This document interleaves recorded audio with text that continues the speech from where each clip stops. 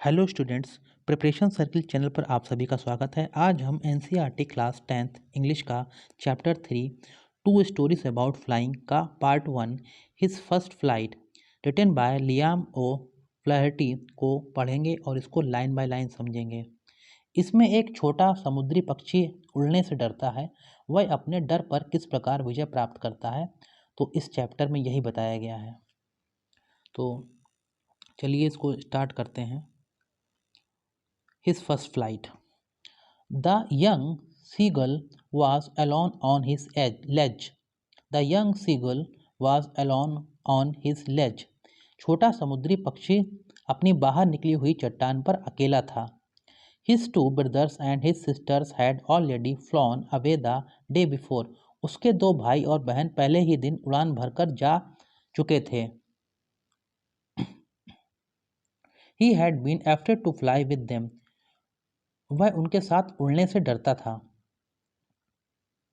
Somehow, when he had taken a little run forward to the brink of the ledge and attempted to flap his wings, he became afraid. किसी प्रकार जब उसने चट्टान के किनारे पर दौड़ लगाई और पंख फड़फड़ाने का प्रयास किया, तो वह डर गया। The great expanse of sea stretched down beneath, and it was such a long day down, miles down. नीचे समुद्र का बड़ा फैलाव था तथा नीचे की ओर इतना लंबा रास्ता था, मीलों नीचे। He felt certain that his wings would never support him, so he bent his head and ran away back to the little hole under the ledge where he slept at night. उसे निश्चित रूप से लगा कि उसके पंख उसकी सहायता नहीं करेंगे, इसलिए उसने अपना सिर झुकाया और दौड़कर चट्टान के नीचे वह अपने सुराख में चला गया जहां वह रात को सोया। Even when each of his brothers and his little sister, whose wings were far shorter than his own, ran to the brink, flapped their wings and flew away, he failed to muster up courage to take that plunge which appeared to him so desperate.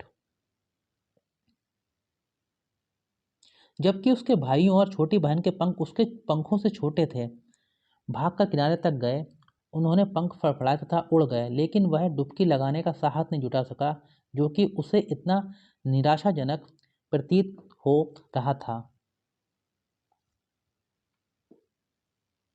His father and mother had come around, calling to him shrilly, upbraiding him, threatening to let him starve on his ledge unless he flew away. But for the life of him he could not move.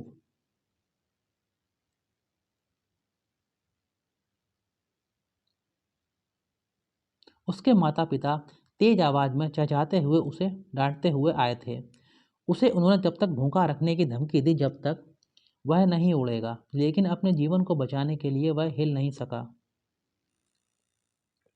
That was 24 hours ago. ऐसा 24 घंटे पहले हुआ था। Since then nobody had come near him.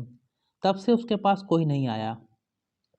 The day before, all day long he had watched his parents flying about with his brothers and sisters, perfecting them in the art of flight, teaching them how to skim the waves and how to dive for fish.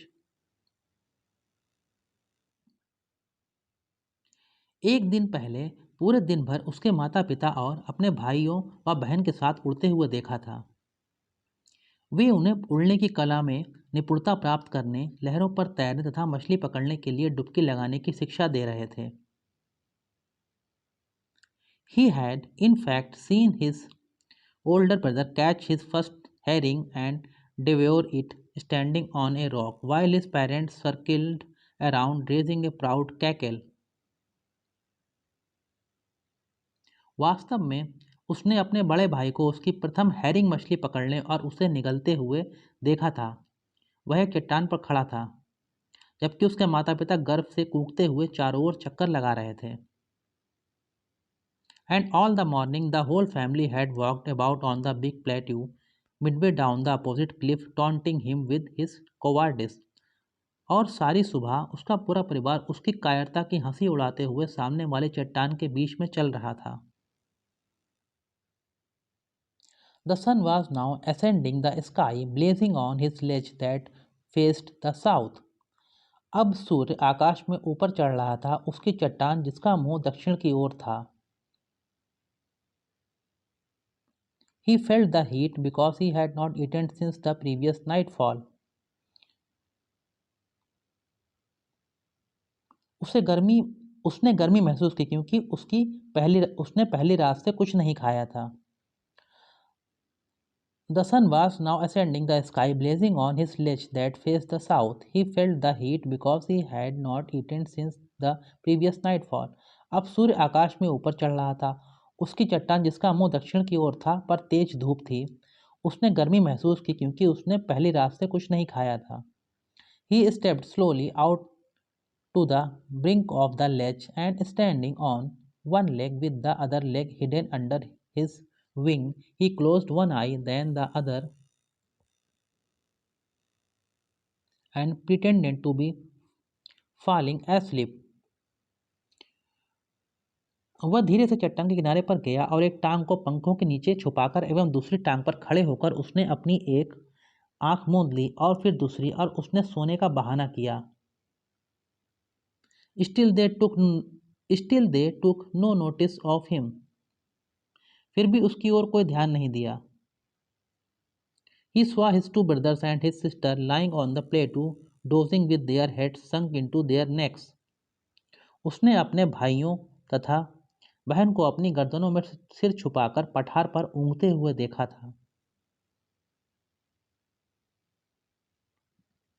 His father was preening the feathers on his white back. उसका पिता अपनी सफेद पीठ पर अपने पंखों को साफ कर रहा था। Only his mother was looking at him. केवल उसकी माँ उसकी ओर देख रही थी। She was standing on a little high hump on the plateau, her white breast thrust forward. वह एक पठार पर ऊंची जमीन पर खड़ी थी तथा उसकी सफेद छाती आगे की ओर निकली हुई थी। Now and again she tore at a piece of fish that lay at her feet and then scraped each side of her beak on the rock. कभी कभी वह अपने पैरों में पड़ी मछली को काट रही थी तथा फिर अपनी चोंच को दोनों ओर से चट्टान पर रगड़ कर साफ कर रही थी। The sight of the food maddened him. How he loved to tear food that way, scraping his beak now and again to wet it. भोजन के दृश्य ने उसे पागल बना दिया। उसे इस प्रकार से भोजन को काटना कितना पसंद था, चोंच को इस प्रकार रगड़कर तेज करना। गा गा गा, he cried, begging her to bring him some food. गा गा गा, उसने कुछ भोजन अपने लिए लाने की अपनी माँ से प्रार्थना की। Gall, call, she screamed back derisively. ग्वा कोल आह, व्यंग करते हुए उत्तर में चिल्लाई। But he kept calling plaintively, and after a minute or so he uttered a joyful scream. ग्वा कोल आह, व्यंग करते हुए वह उत्तर में चिल्लाई, पर वह दुख से पुकारता रहा तथा 1 या 2 मिनट के बाद वह खुशी से चीखा। His mother had picked up a piece of the fish and was flying across to him with it. उसकी माँ ने मछली का एक टुकड़ा उठाया और वह उसकी ओर उड़ी।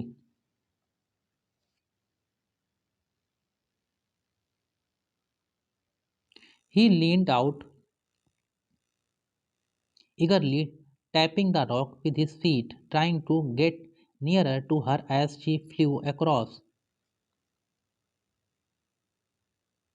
वह उत्सुकता से आगे झुका और अपने पैरों से चट्टान को पीटा।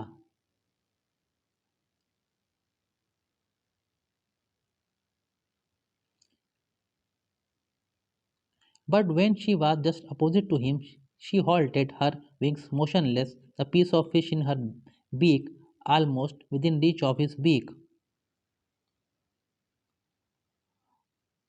वह उत्सुकता से आगे झुका और अपने पैरों से चट्टान को पीटा। जैसे वह उड़ रही थी, उसके अधिक समीप जाने का प्रयत्न किया, परंतु जब वह उसके बिल्कुल सामने थी वह रुक गई। उसके पंख गतिहीन थे। उसके पंख गतिहीन थे। उसकी चोंच में मछली का टुकड़ा लगभग बच्चे की पहुंच में था। He waited a moment in surprise, wondering why she did not come nearer, and then, maddened by hunger, he dived at the fish. हैरान होते हुए उसने एक पल प्रतीक्षा की और वह उसके और पास क्यों नहीं आ रही थी। तब भूख से पागल होकर उसने मछली पर डुबकी लगाई। With a loud scream, he fell outwards and downwards into space. ऊंची चीख के साथ वह आगे बढ़ा और अंतरिक्ष में नीचे की ओर गिरा। Then a monstrous terror seized him and his heart stood still. तब एक राक्षसी भय उसमें व्याप्त हो गया और उसका दिल स्थिर हो गया। He could hear nothing. उसे कुछ भी सुनाई नहीं दिया। But it only lasted a minute. लेकिन ये 1 मिनट में समाप्त हो गया।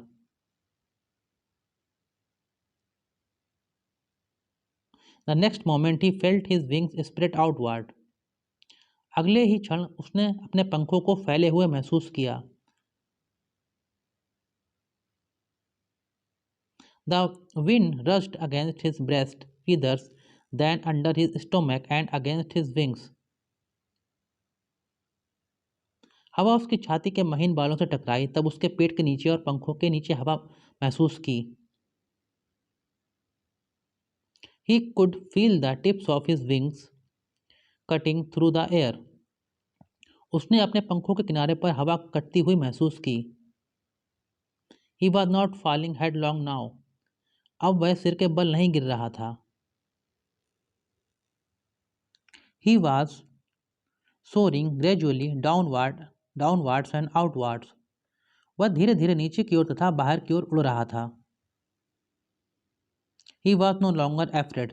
अब वह भयभीत नहीं था, डरा हुआ नहीं था। He just felt a bit dizzy. उसका सिर चकराने लगा था। Then he flapped his wings once and he soared upward. फिर उसने एक बार पंख फड़फड़ाए तथा वह ऊपर की ओर उड़ गया।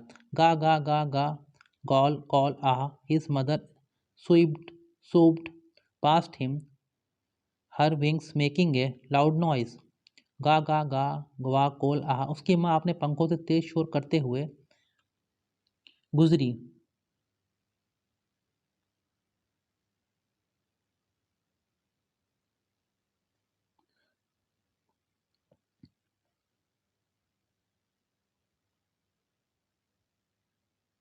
He answered her with another scream. उसने माँ को फिर चीख कर उत्तर दिया। Then his father flew over him screaming. He saw his two brothers and his sisters flying around him, curveting and banking his and soaring and diving. फिर उसका पिता चीखते हुए उसके ऊपर से उड़ा। उसने अपने दो भाइयों और बहन को अपने चारों ओर घोड़े की भांति आगे उछलकर तिरछी ऊपर उड़ती हुई तथा नीचे डुबकी लगाते हुए देखा। Then he completely forgot that he had not always been able to fly and commended himself to dive and soar and curve, shrieking shrilly. तब वह पूर्णतः भूल गया कि वह सदैव उड़ नहीं सकता था तथा वह तेज चीखता हुआ आगे की ओर उछलकर अपने ऊपर चढ़ने व डुबकी लगाने लगा।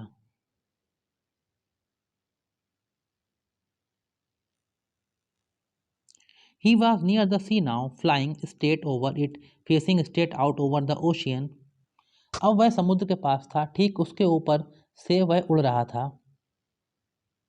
He saw a vast green sea beneath him, with little ridges moving over it, and he turned his beak sideways and caved amusedly.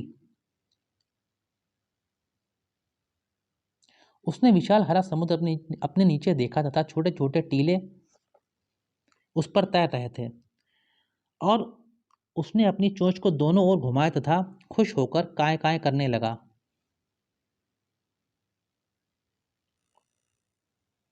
His parents and his brothers and sister had landed on on this green flooring ahead of him. उसके माता पिता, उसके भाई और बहन इस हरे फर्श पर उसके आगे बैठे थे. They were beckoning to him, calling Shirley. वे उसे चीखते हुए बुला रहे थे. He dropped his legs to stand on the green sea. His legs sank into it. उसने डर से चीखते हुए तथा पंखों को फड़फड़ाते हुए फिर उसने हरे समुद्र पर उठने का प्रयत्न किया. उसके पंख इसमें डूब गए.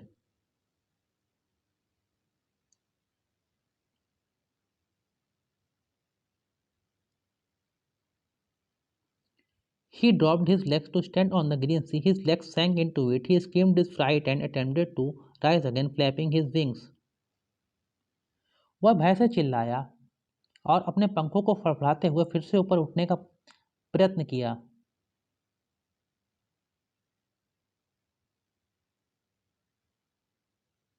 But he was tired and weak with hunger and he could not rise, exhausted by the strange exercise. किंतु वह थका हुआ था तथा भूख से कमजोर था तथा विचित्र अभ्यास से थककर चूर था और वह ऊपर नहीं उठ सका. His feet sank into the green sea and then his belly touched it and he sank no further. उसके पांव हरे समुद्र में डूब गए थे और फिर उसके पेट ने उसे छुआ तथा वह इससे अधिक नहीं डूबा.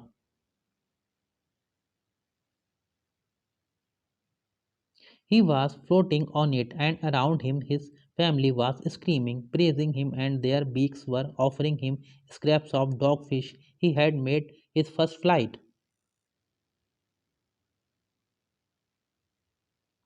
वह उस पर तैर रहा था तथा उसके चारों ओर उसका परिवार चीख रहा था, उसकी तारीफ कर रहा था तथा उसकी चोंच डॉग मछली के टुकड़े उसे भेंट कर रहे थे तथा उनकी चोंच डॉग मछली के टुकड़े उसे भेंट कर रहे थे. उसने अपनी पहली उड़ान भर ली थी.